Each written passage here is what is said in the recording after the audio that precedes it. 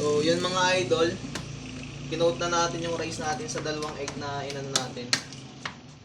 So, sunod natin gagawin dito mga idol is yung sibuyas, bawang. So, tara, gawin na natin. Gawin ko pala. Tapos, yung kamatis natin mga idol. Yung lagyan ko na nga pala mantika to mga idol kasi ano, alam mo naman. So, yan. Lagyan ko na siya mantika.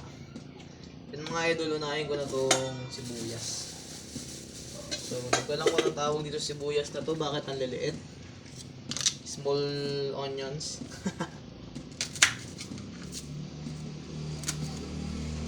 Grabe naman. Uy, kaayo. So, yan.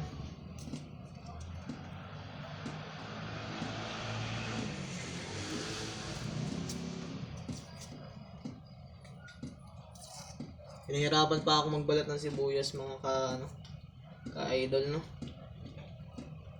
So, yun mga ka-idol.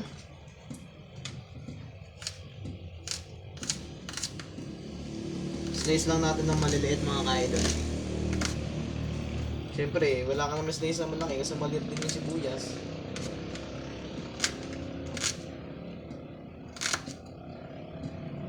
So, yan. Medyo nakat na natin mga idol. So, cut muna natin. Ayan. Ayun, nahulog pa nga. So, ayan.